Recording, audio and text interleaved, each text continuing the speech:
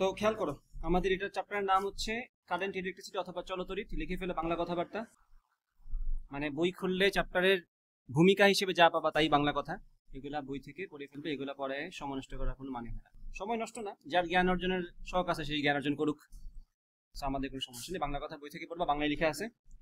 এখন বলো, আমরা অফিসিয়ালি ইলেকট্রিক কারেন্ট এর সংজ্ঞা হিসেবে কি জানি? এই যে ইলেকট্রিক কারেন্ট অথবা চলতড়িৎ। ইলেকট্রিক কারেন্ট বা যেটাকে আমরা ডিরেক্ট খালি কারেন্ট বলে থাকি, কারেন্ট,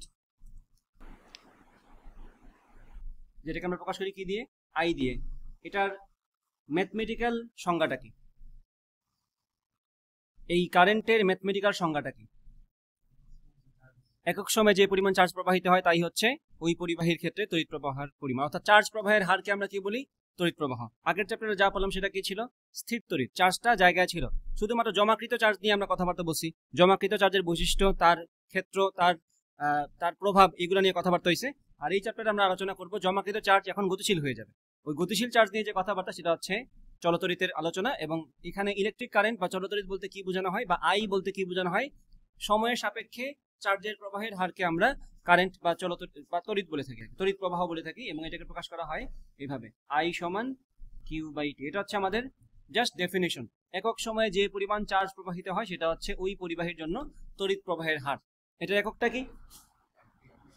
ওকে, এটার একক হচ্ছে এম্পিয়ার, ইউনিট হচ্ছে এখানে এম্পিয়ার। আমি যদি এমনি ভেঙে বলি এখান থেকে আনসারটা কি হবে? Coulomb per second. এটাও বলতে পারো। এটাকে ভাঙলে মানে একদম র ভাবে যদি বলি এটাকে কুলম্ব পার সেকেন্ড না, এম্পিয়ার তো নাম দেওয়া হয়েছে পরবর্তীতে, বাট মূলত মৌলিক একক হিসেবে এখানে কি আসবে? Coulomb per second. আচ্ছা, সেখানে আমরা এটাকে কুলম্ব পার সেকেন্ডও বলতে পারি। পরীক্ষায় মাঝে মধ্যে এরকম জিনিসপত্র দিয়ে দেয়, এটা একটু মাথায় রাখবা যে কুলম্ব বড় হাতে দিই আর সেকেন্ড ছোট হাতে দিয়ে দিই, কুলম্ব পার সেকেন্ড। ওকে, এইটা এইভাবে প্রকাশ করাটা আসলে সব সময়ের জন্য প্রযোজ্য না। আই সমান কিউ বাই টি সবসময় সত্য না, কারণ এটা তুমি সত্য বলতে পারবা যেমনটা তুমি সত্য বলতে পারতা ভি সমান এস বাই টি কে। V by S by T কে সবসময় সত্য, সবসময় এইভাবে লেখা যায়। বা আমরা মূল সূত্র দিয়ে যদি যাই যে ডেল্টা এস বাই ডেল্টা টি, সময় সাপেক্ষে সরণের পরিবর্তনের হারকে আমরা বেগ বলে থাকি। এখানে সেম কথা, সময় সাপেক্ষে চার্জের পরিবর্তন হার বা চার্জের প্রবাহ। মনে করে এখন এখান থেকে এ থেকে বিতে, মনে করে আমি বললাম তোমারে এ থেকে বিতে কিছু চার্জ প্রবাহিত হয়েছে, যে পরিমাণ চার্জ প্রবাহিত হয়েছে সেই পরিমাণ চার্জকে আমি কি বলেছি? Delta Q divided by delta T, মানে যে পরিমাণ সময় বের হয়েছে। তাহলে চার্জের প্রবাহ ডিভাইডেড বাই চার্জের ওই প্রবাহের সময় সমান হচ্ছে আমার তড়িৎ প্রবাহ। এখন বলো, আমরা কি সবসময় এই সূত্র দিয়ে কাজ চালাতে পারি? গতিবিদ্যা সবাই পড়ছো কম বেশি, শর্ট সিলেবাসে বাদ পড়ার আগে কিন্তু সবার পড়া হয়ে গেছিল, তো সবার এটা পড়ে ফেলার কথা যে ভি সমান ডেল্টা এস বাই ডেল্টা টি আসলে কোন জিনিসটা তোমাকে দিবে? গড় বেগ দিবে। তাৎক্ষণিক বেগ তোমাকে সে দিতে পারবে না। তোমার যখন তাৎক্ষণিক কোনো একটা মুহূর্তের বেগ লাগে তুমি কি করতে হয়? ডিডিটি অফ এস করতে হয়। মনে আছে কিনা এইসব কথাবার্তা? সেম কথা গতিবিদ্যা আলোচনা করে ফেলা হয়েছে অলরেডি, তোমরা সবাই দেখছো। সেম কথা আমি এখানে বলতে চাচ্ছি না, এখানে জাস্ট মনে রাখবো এটার মতো করি যেভাবে আমি বলতাম তাৎক্ষণিক বেগ বা কোনো একটা মুহূর্তের বেগ হচ্ছে ডিডিটি অফ এস। এখানেও সেম স্টাইলে আমরা বলতে পারি কি আই সমান ডিডিটি অফ কিউ। সময় সাপেক্ষে চার্জের পরিবর্তনের হারকে আমরা তড়িৎ প্রবাহ বলে থাকি, এবং এটা হচ্ছে মোর কারেক্ট ফর্ম। এটা কখন কাজে লাগবে? যখন তোমাকে বলা হবে গড় তড়িৎ প্রবাহের মান বের করো। তোমাকে যেরকম ভাবে বলতাম গড় বেগ বের করে কি করতা? S2 - S1 divide by T2 - T1। আর যখন বলতাম তাৎক্ষণিক বেগ বের করো কি করতা? DDT of S. এখানে সেম কথা, গড় তড়িৎ প্রবাহ বের করতে বলে কি করবা? Q2 - Q1 divide by T2 - T1। আর যদি বলে তাৎক্ষণিক তড়িৎ প্রবাহ বের করো তো কি করবা? I সমান ডিডিটি অফ কিউ। যদি তোমার এটা মনে না থাকে তাহলে তোমার এটা মনে হওয়ার কথা না। এবং আমি আশা করি 9-10 থেকে পরে আসা টপিক গতিবিদ্যা এসেই তোমরা পেয়ে গেছিলে সবার শুরুতেই। আশা করি এই কথাগুলো মনে আছে তোমাদের। ভি সমান ডিডিটি অফ এস। তাহলে মনে আছে কিনা এগুলা? তাহলে এটা বুঝতে পারছো কাহিনী? এটা সেম জিনিস, জাস্ট এখন আমার সিম্বল চেঞ্জ হয়ে গেছে, জাস্ট কন্টেন্ট চেঞ্জ হয়ে গেছে। সো আই সমান ডিডিটি অফ কিউতে আশা করি কারো কোনো সমস্যা নাকি? তাহলে আমরা এখন এটাকে এইভাবে লিখতে পারি। এটা কি বোঝায়? যে কোনো মুহূর্তে তড়িৎ প্রবাহ।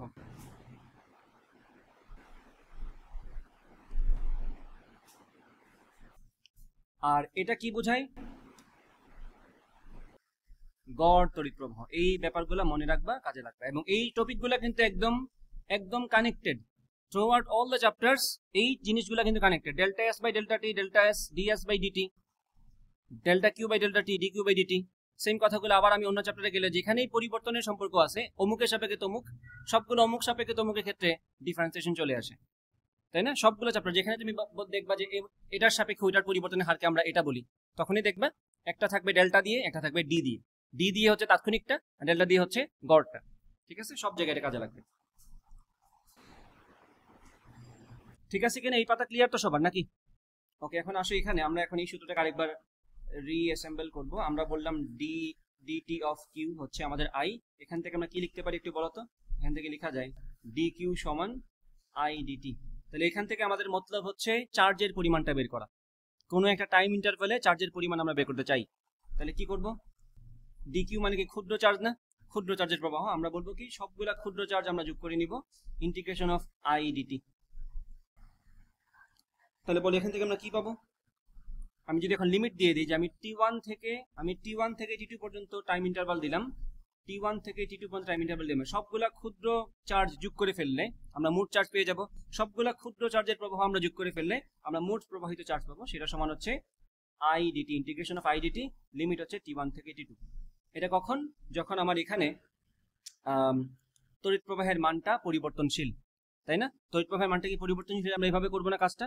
যদি একটু খেয়াল করবা সবাই, যদি বাই এনি চান্স দেখো তড়িৎ প্রবাহের মানটা কনস্ট্যান্ট, এইখান থেকে আমরা কি বলতে পারি? ইফ আই কনস্ট্যান্ট, তড়িৎ প্রবাহ যদি কনস্ট্যান্ট হয় সেক্ষেত্রে কি এই আইটাকে আর রাখা লাগে ভিতরে? এদিকে বাইরে চলে আসবে না সহগ হিসেবে? তখন আমরা কি লিখবো? ইন্টিগ্রেশন অফ ডিকিউ সমান কিউ, স্বাভাবিক জিনিস। তখন কি আমাদের আইটা বাইরে চলে আসবে না? তখন কি আমাদের এইটা ইন্টিগ্রেশন অফ খালি ডিটি হয়ে যাবে না? ইন্টিগ্রেশন অফ যদি ডিটি হয়, আবার লিমিট আমি বললাম টি1 থেকে টি2, সেক্ষেত্রে কিন্তু জিনিসটা একদম কম ঝামেলার। ইন্টিগ্রেশন অফ ডিটি সমান কত? টি, তাই কি না? আর এখানে আমার লোয়ার লিমিট টি1, আপার লিমিট টি2, আমি এখানে কি বসাবো? আই ইন্টু টি2 মাইনাস টি1। অর্থাৎ যদি আমাদের তড়িৎ প্রবাহের মানটা কনস্ট্যান্ট থাকে সেক্ষেত্রে কোনো একটা নির্দিষ্ট টাইম ইন্টারভালে প্রবাহিত চার্জের পরিমাণটা কিন্তু সহজ সূত্র আই ডেল্টা টি, যেমনটা তোমরা তাপগতিবিদ্যায় পড়ছিলা কাজের সূত্র পি ডেল্টা ভি। চাপ যদি কনস্ট্যান্ট হয় কাজ সমান কি ছিল? পি ইন্টু আয়তনের পরিবর্তন, মনে আছে কিনা? আর বাকি সবগুলাতে আমরা কি করছিলাম? Integration of p dv. Sakib মনে পড়ছে ওগুলা?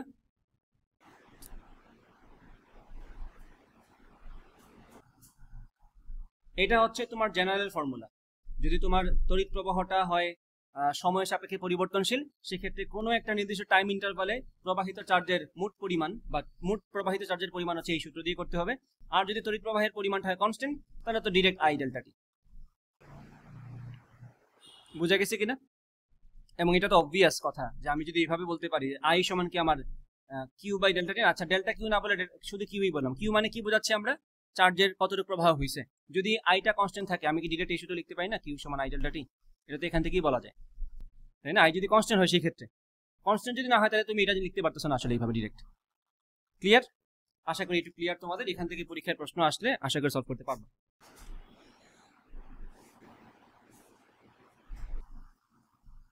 তাই এটা মাথায় রাখবে। এটা কখন ইউজ করবো আমরা?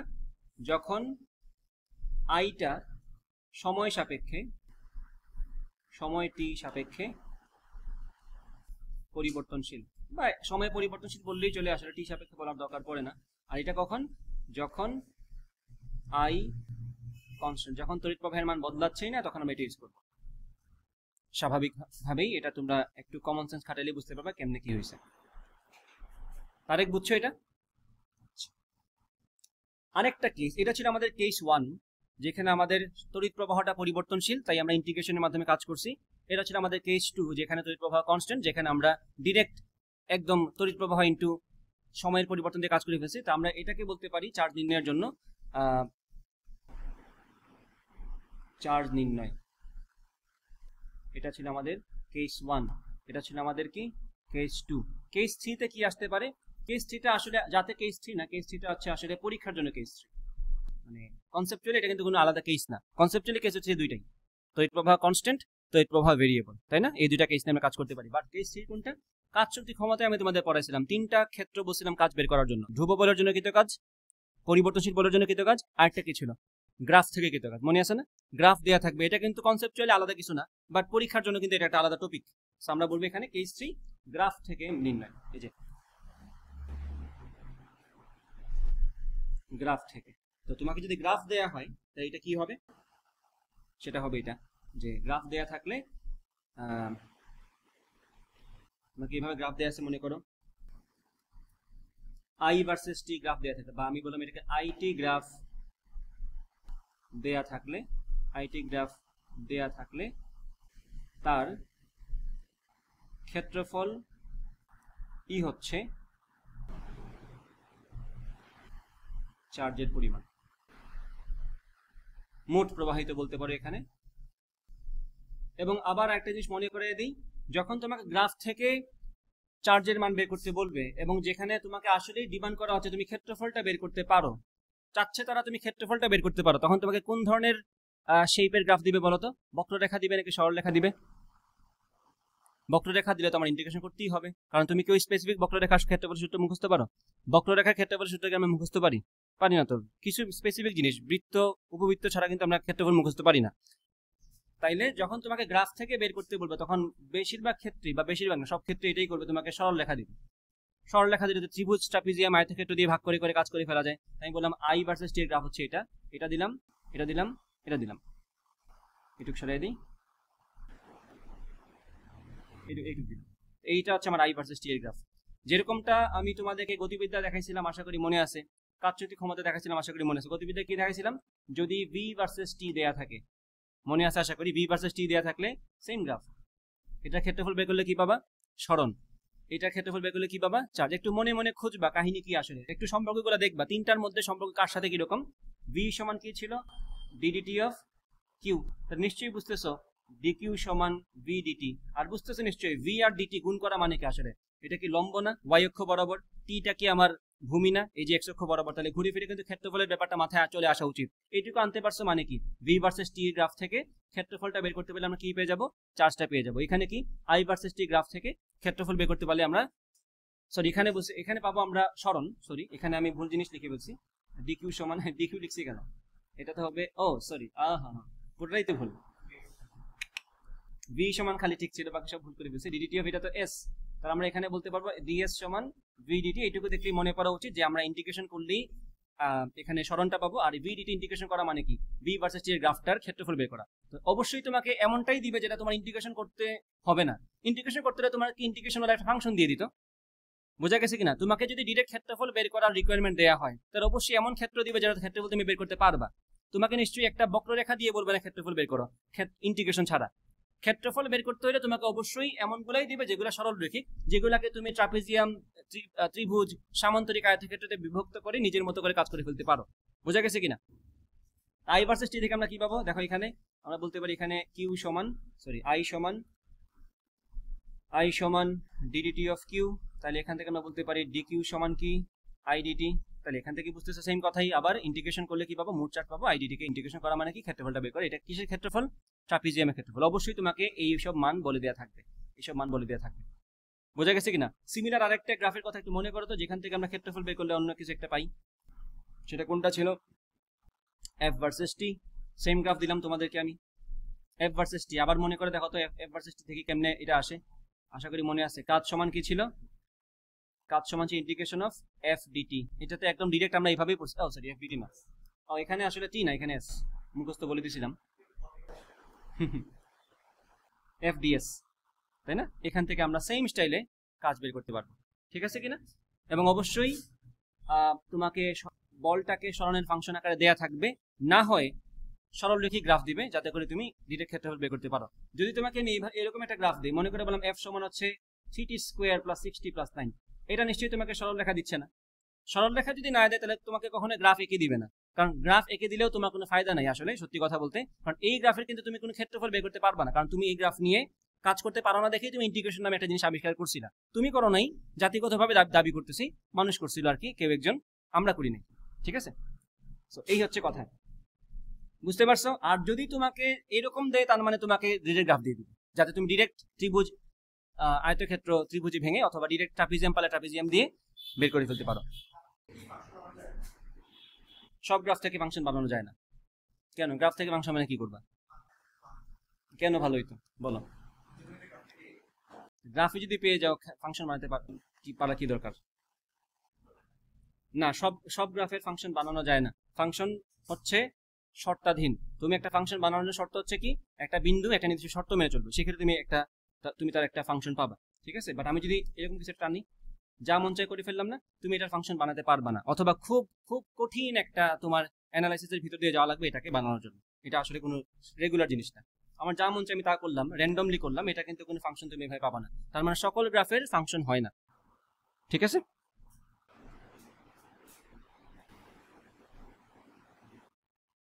তাহলে ক্লিয়ার হয়েছে আশা করি। কেস 3 এর ক্ষেত্রে কাহিনী কি? কেস 3 হচ্ছে আসলে আই ভার্সেস টি, আইটি গ্রাফের ক্ষেত্রফল। এই যে আইটি গ্রাফের ক্ষেত্রফল সমান হচ্ছে কি? প্রবাহিত চার্জ, মোট চার্জ। এইটুকু আশা করি ক্লিয়ার সবার। তাহলে ডিফারেন্সিয়েশন এবং ইন্টিগ্রেশন বলা যে প্রশ্নগুলো এখান থেকে কনসেপচুয়ালি আসতে পারে, যেগুলো আসলে একাডেমিক থেকে অ্যাডমিশনেই বেশি আসে, সেগুলো আশা করি বুঝতে পারছো নাকি?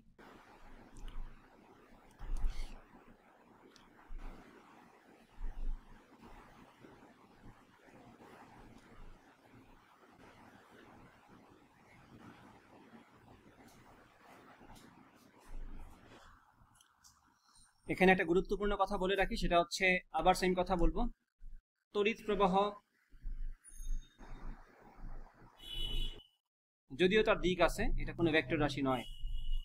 আশা করি জানা আছে সবার। এটা 9-10 থেকে পড়া একটা টপিক, যেটা তোমরা অবশ্যই দেখে বুঝতে পারবা। দেখো আমি যদি বলি এখন এইদিকে একটা কারেন্ট আসছে, যেটার মান হচ্ছে 9 এম্পিয়ার, এটা এখানে এসে ডিভাইড হয়েছে, যেটার একটা হচ্ছে 6 এম্পিয়ার, তাহলে আরেকটা যদি দিক বাকি থাকে সেটা কত এম্পিয়ার হবে?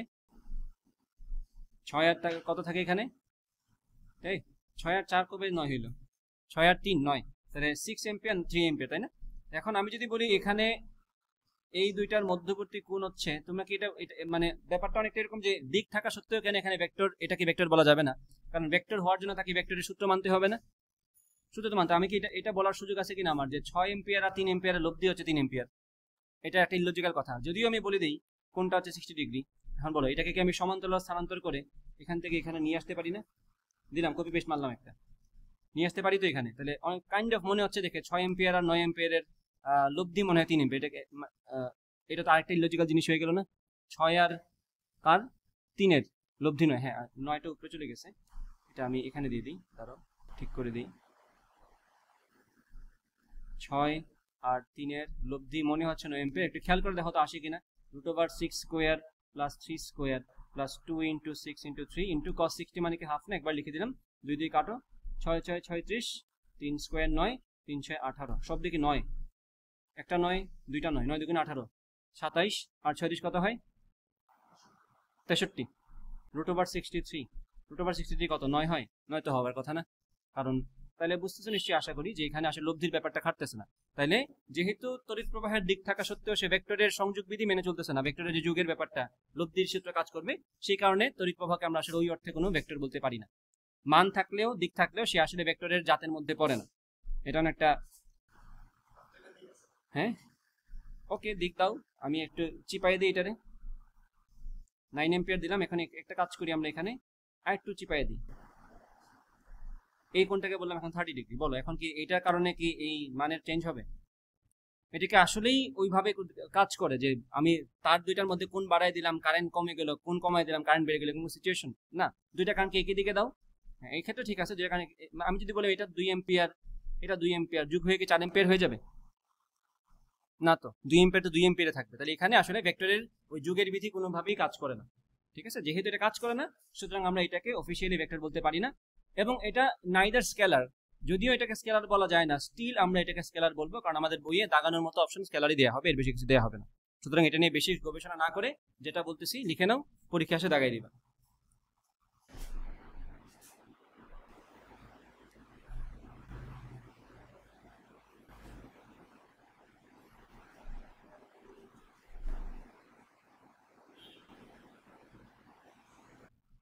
লেখা হয়েছে এইটুকু সবার? আশা করি বুঝতে পারছো। জাস্ট এই পাতার সারমর্ম কি? তড়িৎ প্রবাহ স্কেলার রাশি, ভেক্টর রাশি না। ভেক্টর রাশি নাটা জোর দিয়ে বলবো, স্কেলারটা অত জোর দিয়ে বলবো না, প্রশ্নের পরীক্ষা আসলে জাস্ট দাগাই দিব।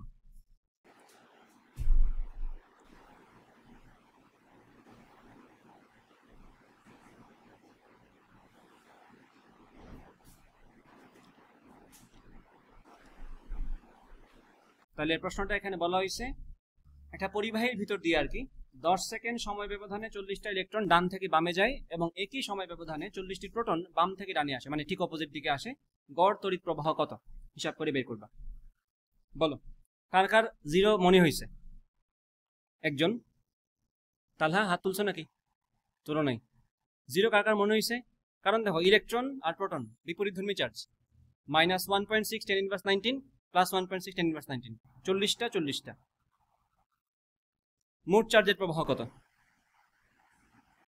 ওই হিসেবে যদি যাও তাহলে আমরা এটাকে জিরো বলতে পারি, তাই না? কিন্তু একটু খেয়াল করবা, আমরা তড়িৎ প্রবাহ কাকে বলি? মানে ওইটাই তড়িৎ প্রবাহ কাকে বলি আমরা? ইলেকট্রনের প্রবাহ, বা দিকটা কোন দিকে থাকে? ইলেকট্রনের প্রবাহের বিপরীত দিকে। যদি ইলেকট্রনের প্রবাহের বিপরীত দিকে তড়িৎ প্রবাহ হয়, তাহলে ইলেকট্রনের প্রবাহের বিপরীত দিকে প্রবাহটা কার? প্রোটনের পজিটিভ চার্জ, তাই না? তাহলে এখন খেয়াল করো, ইলেকট্রন যেদিকে যাচ্ছে প্রবাহ তো তার উল্টা দিকেই হচ্ছে, আর প্রোটনের তো উল্টা দিকেই যাচ্ছে। তাহলে প্রোটনের গুলা আর ইলেকট্রনের জন্য প্রবাহটা কি একই হওয়ার কথা না? বুঝো নাই? ইলেকট্রন যাচ্ছে ডান থেকে বামে, তাহলে ইলেকট্রন যদি ডান থেকে, ধরো বললাম এটা হচ্ছে রাইট টু লেফট, ইলেকট্রন আসতেছে এই দিক থেকে এদিকে, আমি কি কারেন্ট এটা পাবো নাকি এটা পাবো? তাই না? এই হচ্ছে কাহিনী। কারেন্ট হচ্ছে আমি পাবো এটা, ইলেকট্রনের জন্য কারেন্ট হচ্ছে এটা। আর প্রোটন স্বয়ং আসতেছে, ইলেকট্রন যদি এদিক থেকে এদিকে যায় কারেন্ট পাবো আমরা এটা, আর প্রোটন স্বয়ং আসতেছে এই দিক থেকে এদিকে, দুইটাতে একই দিকে না? ইলেকট্রনের জন্য উৎপন্ন তড়িৎ প্রবাহ যেদিকে, প্রোটন তো নিজেই তড়িৎ প্রবাহ আরেকটা নিজে, তাহলে দুইটা কি একই দিকে হয়ে গেল না? তাহলে আসলে যেটা হবে দুইটা যোগ হবে। তাহলে আনসার জিরো না, আনসার হচ্ছে জাস্ট চার্জের পরিমাণ বাই সময়টা। তাহলে মোট চার্জ কত হলো? 40টা যদি ইলেকট্রন হয়, 40টা যদি প্রোটন হয়, তাহলে 80টা হয়ে গেলে মোট ওভারঅল সবাই মিলে তো মিলেমিশে তো তারা তড়িৎ প্রবাহ দিচ্ছে, তাই কি না?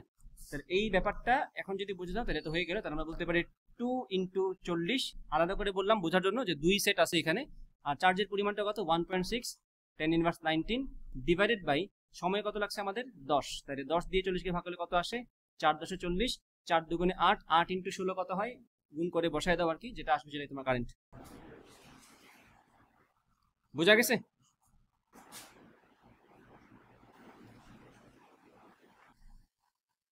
এখন আমাকে একটু বলবা তোমরা, এই জিনিসটা তোমাদের যদি আসে এডমিশনে, এটা কিভাবে আসবে? অবশ্যই এটা এমসিকিউতেই আসবে, কারণ জিরো দেখানোর অপশন তখন থাকবে।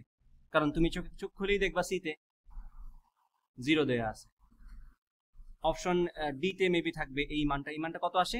এই যে এটাকে কিন্তু সিম্পলি আমরা 1.6 10⁻19 কে না ভেঙে এটাকে ইলেকট্রনের চার্জ ই বলে দিতে পারি। আমরা এটাকে বলতে পারি 4 × 2 = 8, 8e, 8e এম্পিয়ার, এইভাবেই বলা থাকবে বই। তড়িৎ প্রবাহের মানটা কত?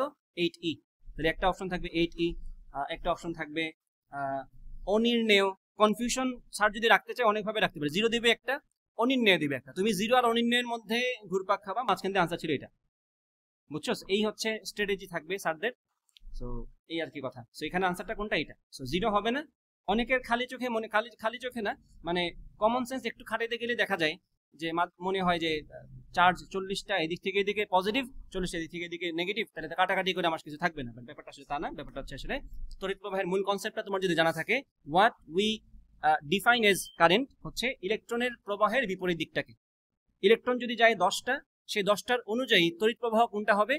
10টা যেদিকে যাচ্ছে তার উল্টা দিকে তড়িৎ প্রবাহ। তো 10টার জন্য উল্টা দিকে যদি তড়িৎ প্রবাহ হয়, প্রোটনটা তো উল্টা দিক থেকে আসতেছে, দুইটা মিলে বড় ডাবল হয়ে গেল। ঠিক আছে, এই হচ্ছে কথা। সো এটা একটু মাথায় রাখবা।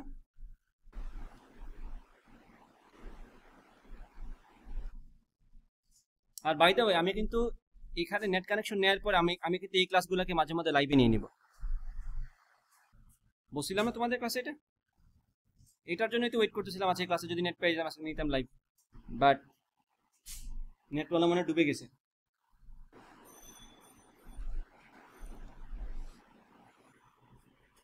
আচ্ছা, তাহলে আশা করি একটু ক্লিয়ার সবার। ঠিক আছে, ভেরি গুড। ওকে, তাহলে এটা সহজ ম্যাথ একটা করো, রেকর্ড অফ করে বলতে বলতে আনসার চলে আসা উচিত। একটি ধ্রুব তড়িৎ প্রবাহের মান 4 এম্পিয়ার, একটা তারের ভিতর দিয়ে 8 সেকেন্ড যাবত সে প্রবাহিত হয়। মোট প্রবাহিত চার্জের পরিমাণটা কত আসবে? বুঝতেছো আশা করি। আমরা সূত্র কি জানি? I সমান Q/T। যেহেতু এখানে কারেন্টটা কনস্ট্যান্ট না, ডিরেক্ট আমরা বলবো কি চার্জের মানটা হচ্ছে I × T। I সমান কত? I সমান হচ্ছে 4, আর T কত? 8, 4 8 32। আনসার হচ্ছে 32 কি আসবে? কুলম্ব। 32 কুলম্ব হচ্ছে প্রবাহিত চার্জের পরিমাণটা। আশা করি বুঝতে পারছো। ওকে, এখন আসো পরেরটাতে যাই। এখানে তোমাদের আরেকটা কনসেপ্ট চেক করা হয়ে যাবে। প্রশ্নে কি বলছে? একটি তারের ভিতর দিয়ে 2 এম্পিয়ার প্রবাহ চলে, 1 সেকেন্ডে কি পরিমাণ চার্জ প্রবাহিত হয়? কতগুলি ইলেকট্রন প্রবাহিত হয়? করো এটা তুমি নাকি কি আসছে এখানে 2 এম্পিয়ার প্রবাহ চলে 1 সেকেন্ডে কি পরিমাণ চার্জ, তাহলে আমরা তো জানি কিউ সমান কি আইটি, তারা সহজ 2 ইন্টু টি হচ্ছে 1, তাহলে 2 কুলম্বই থাকবে। বলছে কতগুলো চার্জ প্রবাহিত হয়, কিউ সমান কি আমরা জানি এনই, ইলেকট্রনের সংখ্যা ইন্টু ইলেকট্রনের চার্জ। তাহলে এখানে জাস্ট সিম্পলি এই কিউ এর জায়গায় তুমি 2 কুলম্ব বসাও আর ই এর জায়গায় ইলেকট্রন চার্জ বসাও 1.6 10⁻19, এখান থেকে তুমি যে সংখ্যাটা পাবে সেটাই হচ্ছে ইলেকট্রনের সংখ্যা, তাই না? তাহলে এই তো কাজ শেষ। এটা আসলে আশা করি সবাই পারছো, তেমন ঝামেলা নাই এখানে। পরের প্রবলেমে আসো। এন এর মান, হ্যাঁ ম্যাথটা ইনভ্যালিড হয়ে যাবে তখন। এন এর মান ফ্র্যাকশন আসতে পারবে না, কারণ আমরা স্থির তড়িতে পড়ছি চার্জ হচ্ছে কোয়ান্টাইজড, এটা পূর্ণ সংখ্যাই আসবে। তোমাদের তো এখানে পূর্ণ সংখ্যাই আসছে না, 2/1.6 কত আসছে, তাহলে ওভারঅল একটা পূর্ণ সংখ্যায় তুমি পাচ্ছ, তাহলে এখানে কোনো সমস্যা নেই। একটি তার দিয়ে তড়িৎ প্রবাহ যেটা আই হিসেবে প্রকাশ করছে এবং সে কার ফাংশন দেখা যাচ্ছে, টি এর ফাংশন, এই হচ্ছে ফাংশনটা, ঠিক আছে। প্রথম প্রশ্ন করছে টি সমান 0 থেকে টি সমান 4 সেকেন্ড। আশা করি এগুলো দেখলেই চেনা যায় এটা যে ইন্টিগ্রেশনের ডিমান্ড করতেছে, তাই না? এরকম সিচুয়েশন দেয়া মানেই তোমাকে ইন্টিগ্রেশনই বলছে। টি সমান 0 থেকে টি সমান 4 সেকেন্ডে তারের প্রস্থচ্ছেদ দিয়ে কি পরিমাণ চার্জ প্রবাহিত হবে। দ্বিতীয় প্রশ্ন করছে একই সময় ব্যবধানে, অর্থাৎ এই যে 0 থেকে 4 সেকেন্ড ব্যবধানে, একই সময় ব্যবধানে একই পরিমাণ চার্জ, যেটা তুমি এতে বের করবে, একই পরিমাণ চার্জ প্রবাহিত করতে প্রয়োজনীয় ধ্রুব প্রবাহ কত, মানে তখনকার কারেন্টটা কত লাগবে যদি আমি একই সময় ব্যবধানে একই পরিমাণ চার্জ প্রবাহিত করতে চাই। শুরু করো। একই সময় ব্যবধানে একটি, আচ্ছা একই পরিমাণ, ধন্যবাদ। একই সময় ব্যবধানে একই পরিমাণ চার্জ প্রবাহিত করতে আছে, প্রবাহিতের হটা তো বাজে হয়ে গেছে, প্রবাহিত করতে প্রয়োজনীয় ধ্রুব প্রবাহ কত। নরমালি একক না দিলে তুমি এটাকে কি বলতা, 3 + 2t, তাই না? আমি যদি সিম্পলি জাস্ট একক ছাড়া এটাকে লিখতাম, কিভাবে লিখতাম, i সমান 3 + 2t, সেম কথাই। তুমি যদি একটু ভালো করে খেয়াল করে এই জায়গাটা দেখো তো, এইখানে এই পাশে কে আছে বাম পক্ষে, তড়িৎ প্রবাহ না, তার এককটা কি এম্পিয়ার। এখানে খালি 3 আছে না, খালি 3 তো সম্ভব না, আমার যদি এই পাশে বাম পক্ষে এম্পিয়ার থাকে ডান পক্ষে এম্পিয়ার থাকা লাগবে, তাহলে 3 এর একক কি হতে বাধ্য, এম্পিয়ার হতে বাধ্য। আর এখানে কি আছে 2t, 2 এর একক যদি এম্পিয়ার পার সেকেন্ড না হয়, তাহলে কি এম্পিয়ার পার সেকেন্ড আর এই টি এর সেকেন্ড কাটাকাটি গিয়ে এম্পিয়ার আসা সম্ভব যদি এটা এম্পিয়ার পার সেকেন্ড না হয় একক। তাহলে এখানে এটা রিকোয়ারমেন্ট 2 এর এককটা, এখানে এককটা কি হতে হবে তার পাশে এম্পিয়ার পার সেকেন্ড। এটা জাস্ট ওই রিকোয়ারমেন্ট থেকে এখানে যা লেখা লিখছে তোমরা কনফিউজড হয়ে গেছো। মূলত ফাংশনটা একদম সিম্পল ম্যাথমেটিক্যাল ফাংশন, i সমান 3 + 2t, তুমি এভাবে চিন্তা করবা। এখন দেখো t সমান 0 সেকেন্ড থেকে শুরু করে t সমান 4 সেকেন্ডে তারের প্রস্থচ্ছেদ দিয়ে কি পরিমাণ চার্জ যাবে, আমরা মাত্র এটা দেখে আসলাম একটু আগে প্রথম পাতায়। q সমান কি ছিল, ইন্টিগ্রেশন অফ i dt, লিমিটটা কত, সময়ের লিমিট না, এখানে কি dt না, আইটাকে কি টি এর ফাংশন হওয়া লাগবে না, আইটাকে অলরেডি টি এর ফাংশন না, লিমিটটা কত 0 থেকে 4। এখন এখানে জাস্ট i এর ফাংশনটা বসাও, আমি লিখতে পারি এখানে q সমান ইন্টিগ্রেশন অফ i এর জায়গায় কি বসাবো আমরা, 3 + 2t ইন্টিগ্রেশন dt 0 থেকে 4। এখন এটাকে কি আমরা ভাঙতে পারবো না, নিচে করে ফেলি কাজটা। q সমান আমরা কি পাচ্ছি একটু খেয়াল করবা, 0 to 4, দেখো এটাকে দুইটা পার্ট না, 3 dt integration of 3 dt plus integration of 2t dt। লিমিটে আমরা কাজ করছি না ক্লাসে, লিমিটে আমরা যেভাবে ভেঙে করতে পারি, ডিফারেন্সিয়েশন আমরা যেভাবে দুইটা ফাংশন যোগ আকারে থাকলে আমরা ভেঙে করতে পারি, ইন্টিগ্রেশনের সেম কাহিনী, ভেঙে আলাদাভাবে কাজ করা যায়। এখন খেয়াল করো এখানে কি তিনটা কি ধ্রুবক না, ধ্রুবক কিনা, 3 যদি ধ্রুবক হয় সে কি সহগ আকারে বাইরে চলে আসবে না, আমি বলতে পারি এখানে q সমান 3 into integration of dt, limit তো 0 থেকে 4, প্লাস এখানে 2টা কি সহগ না, বাইরে আসবে ইন্টিগ্রেশন অফ t dt 0 থেকে 4। এখন এইটুকু কাজ কিন্তু আমরা নিউটনের মেকানিক্স করার সময় পারতাম, জড়তার ভ্রমণ করার সময় বেসিক ইন্টিগ্রেশন আমরা করছি। ইন্টিগ্রেশন অফ dt সমান কত, t, ইন্টিগ্রেশন অফ dt সমান যদি t হয় 3 তো আসেই, এখানে t, এখন কি করব আমরা লোয়ার লিমিট আর আপার লিমিট বসাবো, then plus 2 t dt integration কত, integration of x to the power n dx কত, x to the power n + 1 divide by n + 1 না, এখানে t এর পাওয়ার কত 1, তো আমি কি আসবে ইন্টিগ্রেশন এখানে t টু দি পাওয়ার 1 + 1 কত, t স্কয়ার ডিভাইড বাই 1 + 1 2, 0 থেকে 4। এখন জাস্ট আপার লিমিট বসাও t এর জায়গায়, মাইনাস করে লোয়ার লিমিটটা বসাও, ঠিক আছে। তাহলে যেহেতু লোয়ার লিমিটটা 0 আসলে বসানো লাগে না, তাও বসাচ্ছি 4 - 0 + 2 ইনটু এখানে কি লেখা যায় 4 স্কয়ার বাই 2 - 0 স্কয়ার বাই 2, এটুকু তো লিখতে হচ্ছে না, তাও গ্রামার মনে করার জন্য লিখলাম। 3 × 4 = 12 প্লাস এখানে কত 4 স্কয়ার মানে কত 16/2 কত 8, 8 দুগুণে কত 16, 12 আর 16 যোগ করে কত হয় 28, এই হচ্ছে 28 কুলম্ব কারেন্ট তোমার প্রবাহিত হবে 0 সেকেন্ড থেকে 4 সেকেন্ড টাইম ইন্টারভালে। বোঝা গেছে কিনা? এখন পরের প্রশ্নটা একটু সবাই দেখো, একই সময় ব্যবধানে একই পরিমাণ চার্জ প্রবাহিত করতে প্রয়োজনীয় ধ্রুব প্রবাহ কত। এটা তো সহজ ম্যাথ, আমাকে কি বলছে একই পরিমাণ সময় ব্যবধানে, মানে 4 সেকেন্ড সময় দিচ্ছি। 0 থেকে 4 সেকেন্ড মানে কত সেকেন্ড? একটু খেয়াল করবা, 0 থেকে 4 সেকেন্ড কত সেকেন্ড? 1 2 3 4, 4 সেকেন্ড সময়, তাই না? 4 সেকেন্ড সময় ব্যবধানে একই পরিমাণ চার্জ, কত চার্জ? 28 coulomb charge. তার আমরা কি সূত্র জানি না? ধ্রুব প্রবাহের ক্ষেত্রে সূত্রটা কি? কিউ সমান আইটি না, মুখস্থ আমাদের। কিউ এর জায়গায় তুমি 28 বসাও, আই তো বের করবা, টি এর জায়গায় কত বসাবা? 4। আই সমান কত?